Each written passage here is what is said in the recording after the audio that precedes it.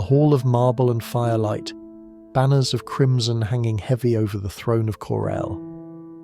The year is 1492 and a kingdom holds its breath. Trumpets announce the rise of a young ruler, King Alaric IV. He stands tall beneath the vaulted arches, his golden hair catching the torchlight, his crown newly pressed against his brow. To the people, he looks like triumph made flesh.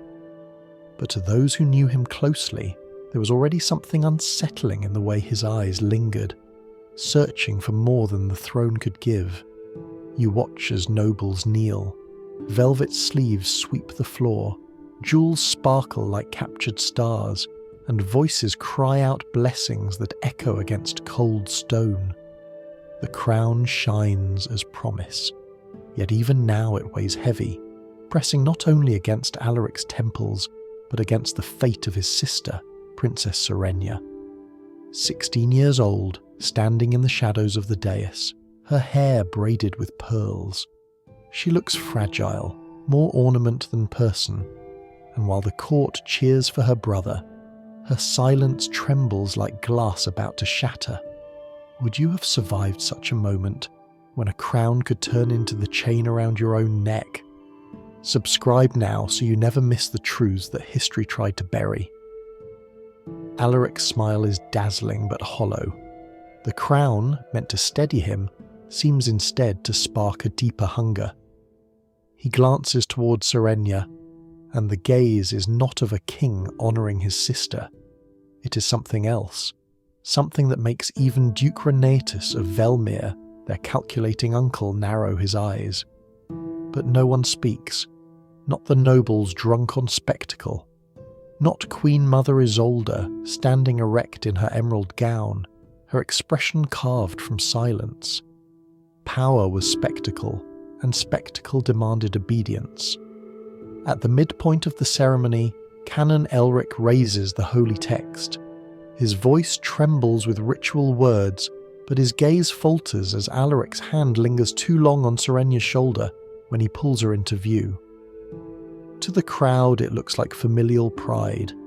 To Serenia it feels like the crown's weight pressing against her chest, tightening her breath.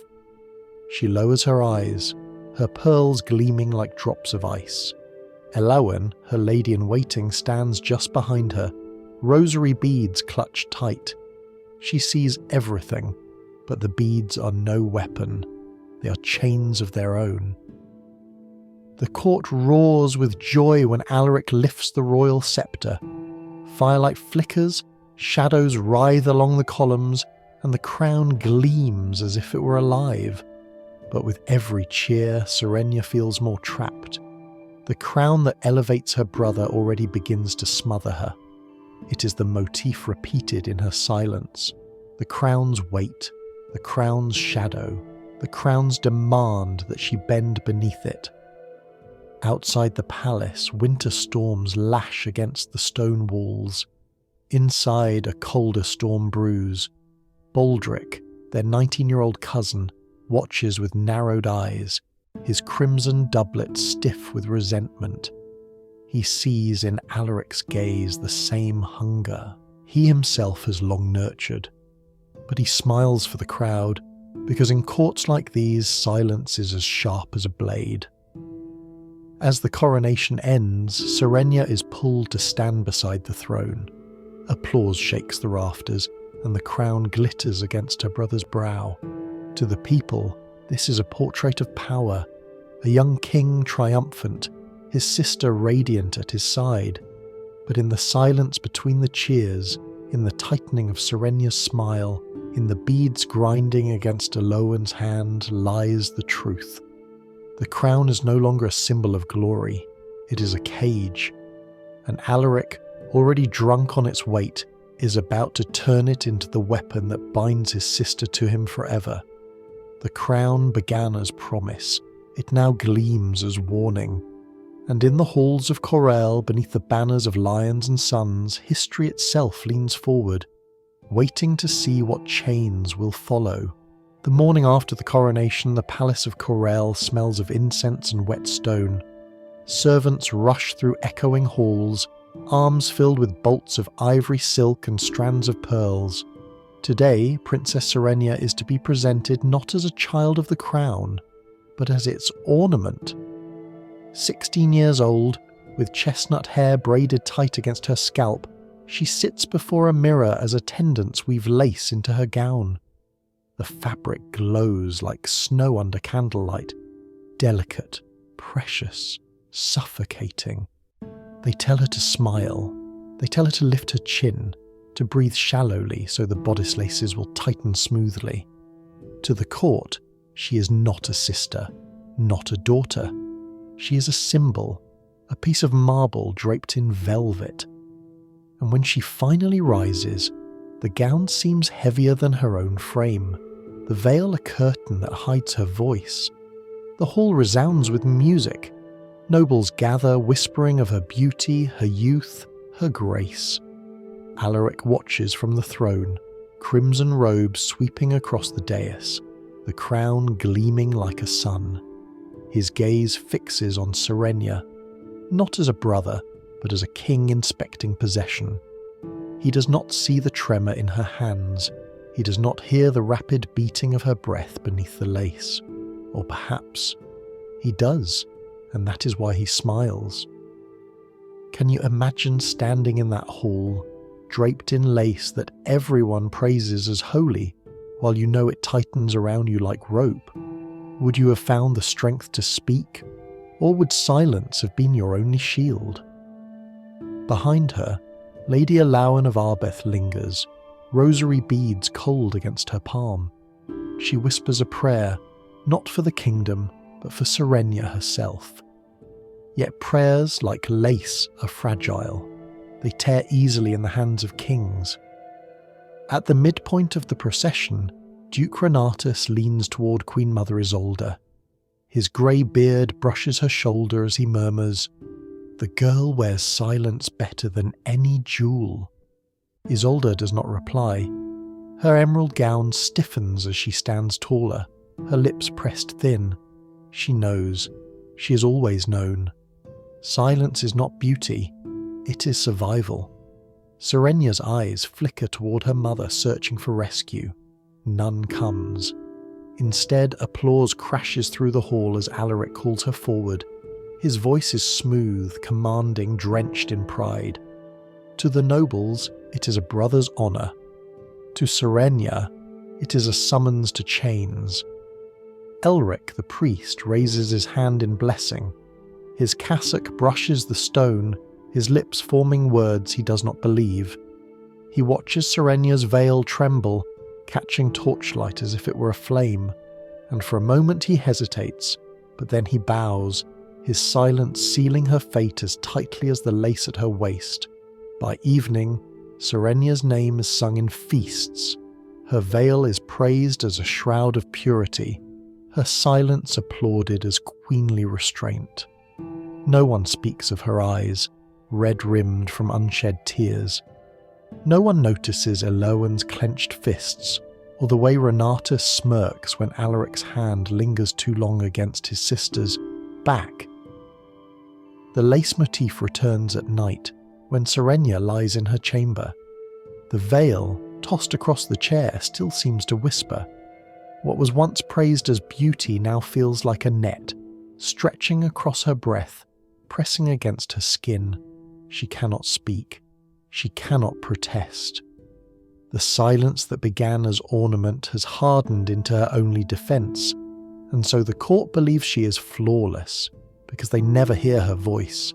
They never see the truth that lace can cut as sharply as any blade. In Corel, silence is survival, but survival can be mistaken for obedience, and obedience, in the hands of a king like Alaric, is the first step toward possession. Night falls over the palace of Corel.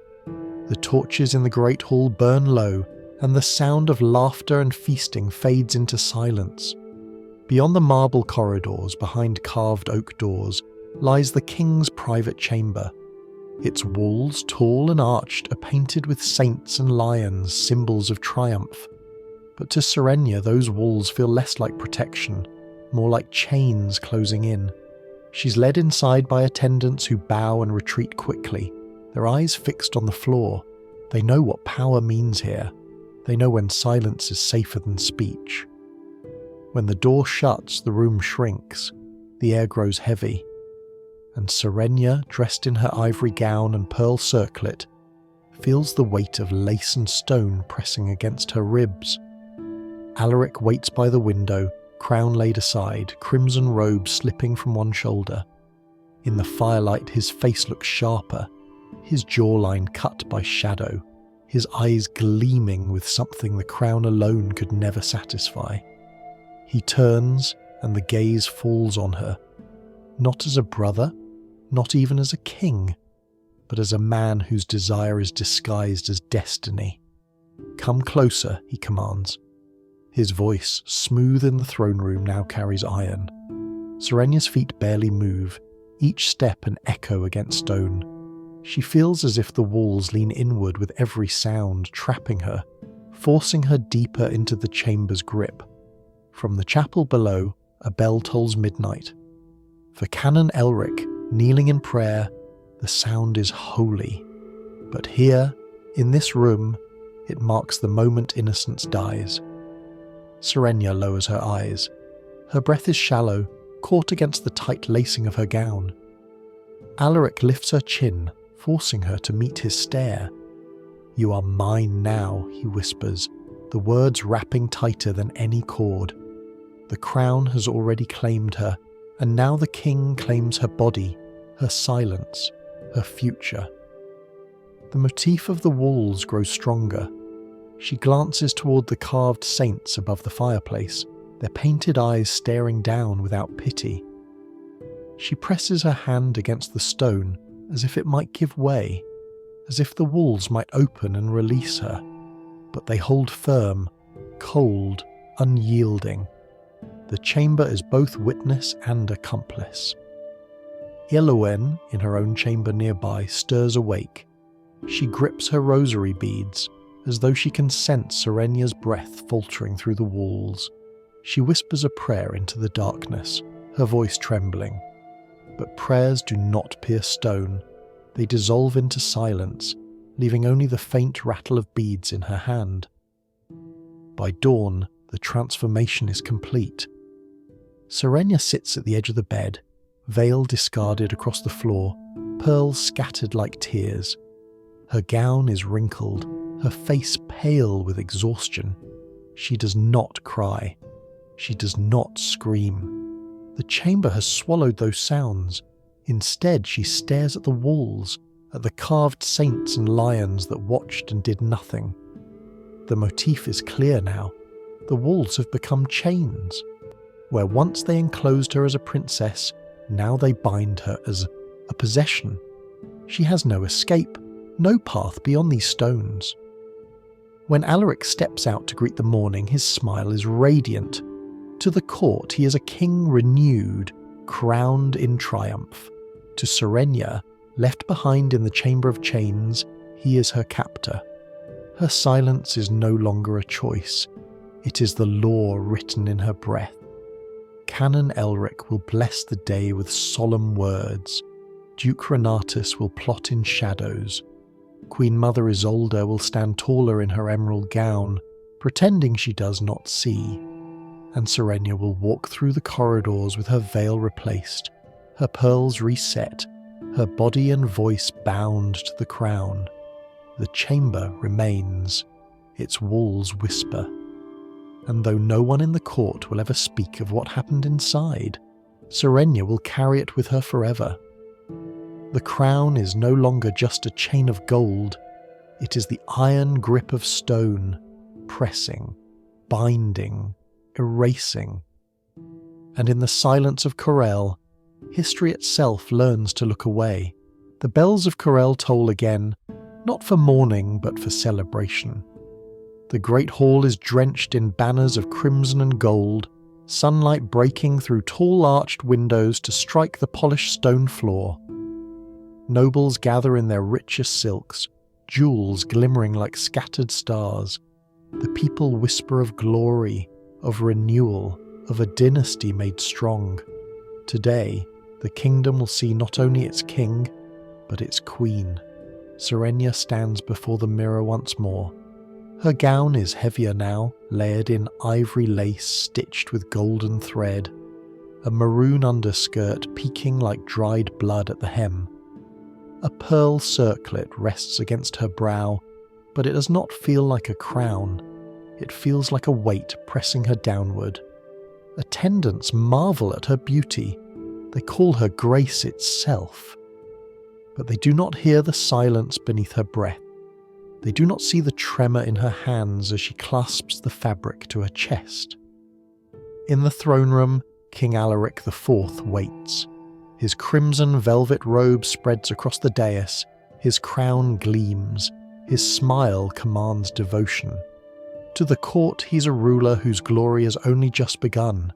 To Serenia, he's the chain that holds her upright. When the trumpets blare and the doors swing open, she takes her first step forward. The hall erupts in cheers. Lace trails behind her like a shroud. Queen Mother Isolde sits rigid at Alaric's side, emerald gown stiff, eyes cold as glass. She watches Serenia approach, yet her face betrays nothing.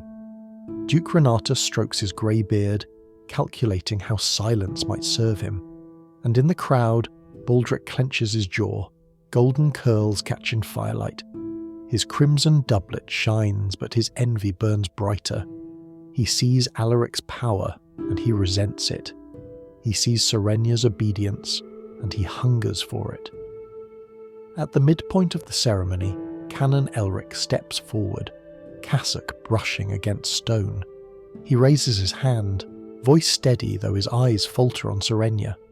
By crown and by God, let her be queen. The words echo, sanctified, binding.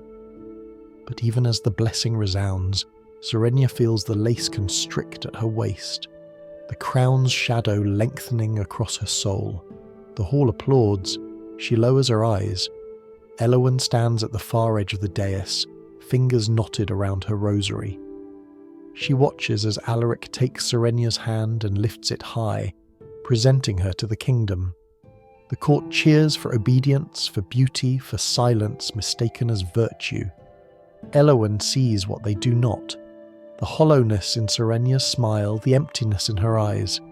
The lace that adorns her is not celebration, it is restraint. The crown motif returns as Alaric lowers the heavy circlet onto Serenia's brow. Pearls gleam, gems flash, and the people shout their devotion. But the weight drags at her neck, pressing her spine into submission. To them she is exalted, to herself she is buried. The feast begins, wine flows, music rises, dancers twirl across marble floors. Alaric beams at his nobles, lifting goblets to toast his reign. Serenia sits beside him, her face framed by lace, her body motionless. Nobles bow to her, praising her grace. They mistake silence for majesty. They call her a queen, but not once do they ask what she's lost to wear the crown. As the night ends, Serenia is led back to her chambers. The lace is unpinned, the crown removed, but the silence remains. She looks at her reflection in the mirror. The pearls gleam faintly. The maroon hem whispers at her feet. The crown is no longer on her head, yet its weight still crushes her chest. In Corel, lace does not adorn, it conceals. Crowns do not elevate, they bind. And while history will remember the cheers, the silks, the feast, Serenia will remember only the silence that turned her crown into a tomb. The feast has ended, but the echoes of music linger in the vaulted halls. By day, the palace of Corel shines in banners and gold. By night, it grows darker, filled with whispers that slither through corridors like smoke. Here, shadows are not absence of light. They are weapons, sharpened by envy, softened by silence, hidden in every corner of power. Duke Renatus moves first. Broad-shouldered, with his black and gold doublet gleaming faintly under torchlight, He watches Alaric's reign with careful eyes. He knows the crown sits heavier than the boy can bear. He knows the whispers of scandal will one day slip beyond these walls. Yet for now, Renatus chooses silence. Shadows protect him, and silence feeds him. Every smile he gives conceals another calculation. Queen Mother Isolde walks the galleries in her emerald gown, her steps precise, her face unreadable. Servants bow as she passes, none daring to meet her gaze. She has mastered the art of distance, as though by standing taller she can rise above her son's corruption. But in truth, she is part of the silence that binds Serenia. She has seen her daughter's eyes, hollow beneath lace. She's heard her voice falter into nothing, yet she turns away, for silence has long been her crown. In the council chamber, Baldric leans across the table, fists clenched on polished oak. His golden curls frame a face twisted by envy. "The king grows careless," he sneers, his crimson doublet stretched by his heaving chest. "He parades his sister as queen, and we clap like fools. Does no one see what festers in these walls?" But his accusations fall flat. Nobles shift uneasily, unwilling to risk their fortunes on shadows they cannot prove. Baldric's words are swallowed by silence, just as Serenia's cries are. At the midpoint of this intrigue, Canon Elric kneels in the chapel, candlelight flickering across his gaunt face. He whispers prayers for the kingdom, for the crown, for the queen who never speaks. But guilt gnaws at him. He recalls the blessing he gave, the holy words that sealed a false sanctity. His silence is his sin, and he knows it. Yet when he rises, he says nothing. Shadows coil around his shoulders, binding him more tightly than any robe. Elowen moves quietly through the palace, her green gown brushing against stone. She alone watches Serenia closely. She sees how the girl drifts like a ghost through the corridors, pearls glimmering, lips pressed shut. She sees how Serenia's eyes flinch whenever Alaric's hand rests too long on her shoulder. Elowen carries these secrets like rosary beads, counting them in silence, each one a weight she cannot set down. Whispers spread among servants, rumours of a queen too quiet, of a king too watchful. They carry trays of wine, sweep marble floors, and murmur of what their eyes have glimpsed. But whispers in shadows never reach the light. They circle endlessly, growing heavier, darker, until even truth feels poisoned. By evening, Serenia sits beside Alaric at a council feast. Nobles bow, raising goblets to toast the union of crown and queen. Lace drapes across her shoulders, pearls gleam under torchlight. To the court, she's an image of serenity. To herself, she's a prisoner draped in silk. She does not speak. She cannot. The shadows already speak for her, twisting her silence into obedience, and so the court continues. Renatus schemes, Baldric fumes, Elric prays, Isolde stands tall, Elowen trembles. Serenia remains still. The shadows grow thicker, darker, binding everyone in complicity. In Corel, shadows are not cast by torches, they are cast by silence. And as silence deepens, it swallows the cries of a queen who has no voice, a priest who has no courage, and a court that chooses blindness over truth. The shadows protect the guilty, betray the innocent, and ensure that history will record only half the truth. Spring comes to Corel, and with it the court prepares for festivals of renewal.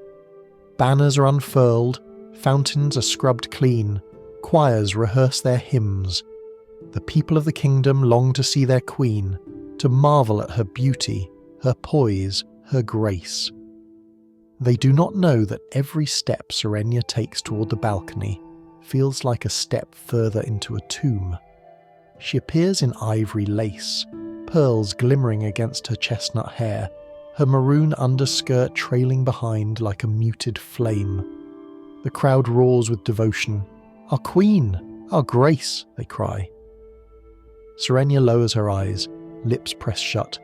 To them her silence is majesty. To her it is survival. Alaric stands beside her, crown gleaming in the sunlight. He lifts his hand to the people, smiling as though the cheers were his right alone.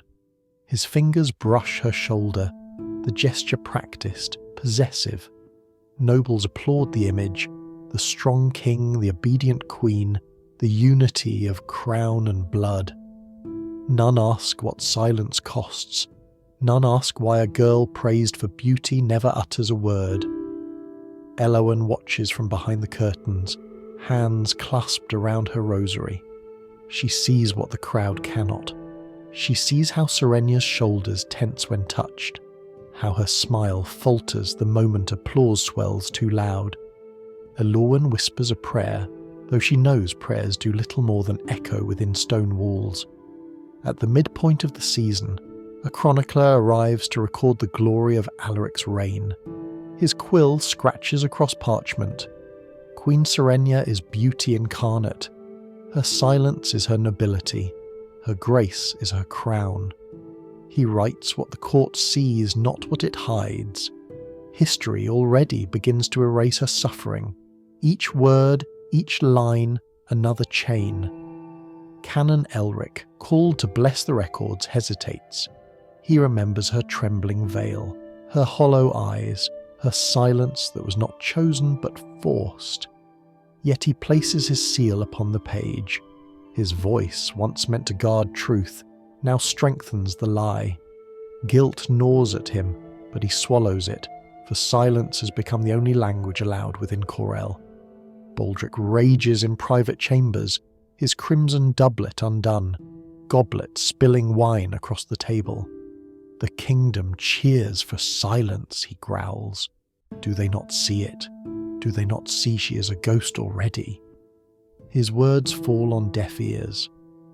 Nobles scoff at his envy, dismissing him as bitter, while Renatus smiles behind his beard, seeing how silence weakens his rivals without lifting a blade.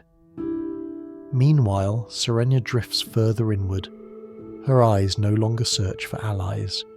They settle instead on distant corners, empty arches, the cold stone of her chamber walls. Her silence, once fragile, becomes unbreakable. The crown has fused with it, turning her into a statue that moves but does not speak. During one banquet, the motif of silence reaches its cruelest form. Musicians pause mid-song, waiting for the queen to bless the gathering.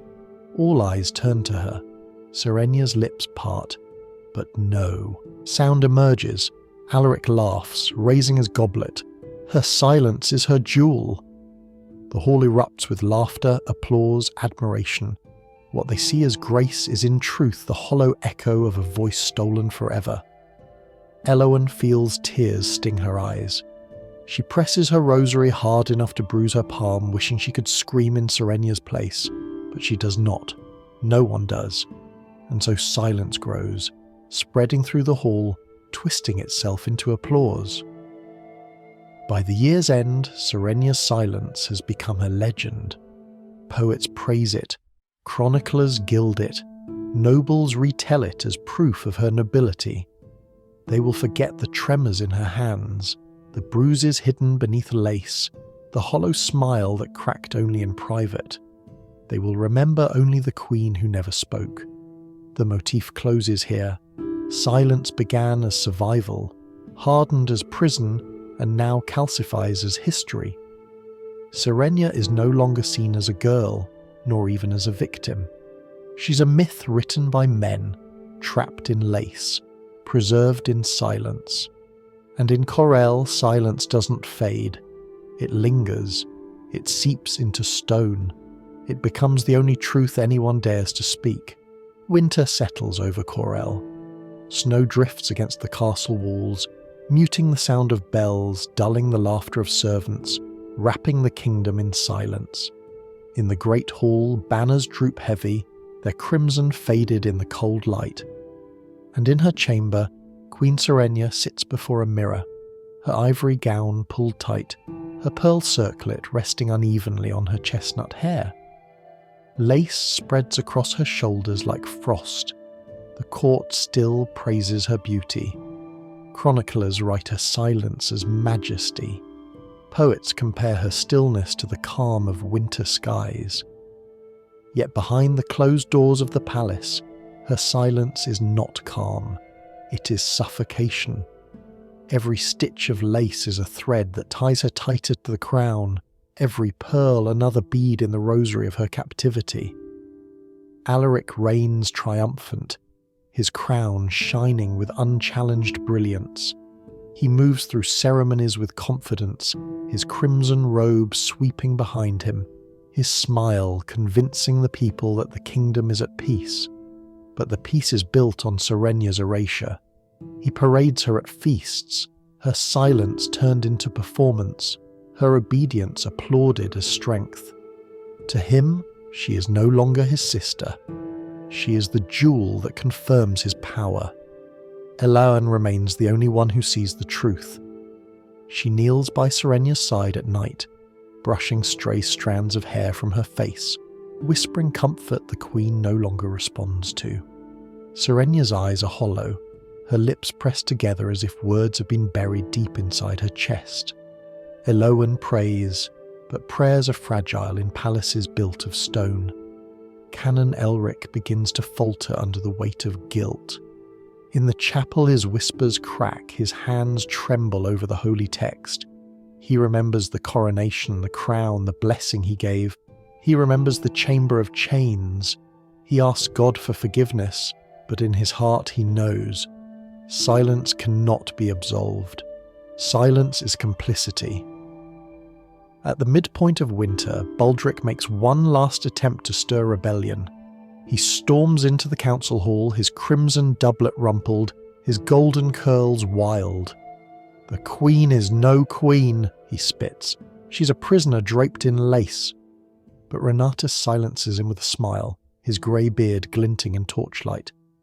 "History does not record whispers, nephew. It records crowns." Baldric storms away, defeated, his words dissolving into shadows. And so the record is written. Chroniclers polish the story. Queen Serenia, flawless in silence, graceful at every glance, a jewel beside her brother's throne. They carve her likeness into tapestries, woven in lace and pearl, her voice forever absent. Children of future generations will point to her image and say, "She was the perfect queen." None will know that perfection was built upon suffocation. The lace motif closes here, tightening into burial. When Serenia is finally laid to rest, her body is wrapped in ivory fabric, pearls scattered across her chest. Nobles bow, praising her grace. Alaric stands tall, crown gleaming, his face untouched by grief. Elaoin alone weeps, her tears staining the lace. She whispers, "You are more than silence," but no one hears, no one ever will. Queen Mother Isolde fades into irrelevance, her emerald gowns forgotten in dusty wardrobes. Renatus thrives, his silence buying him wealth and influence. Elric grows old, whispering confessions in empty chapels. Baldric drinks himself into obscurity, defeated by shadows. Only Serenia, the heart of the tragedy, remains trapped in silence, buried not just in lace but in history itself, and so the kingdom remembers her not as victim but as myth. History erases her cries, the crown erases her resistance, lace erases her life. She was crowned in lace, she was suffocated in lace, and she was buried alive in lace. If this unsettled you, share it with those who dare confront history's darkest truths. Subscribe now, so that the voices history silence can finally be heard.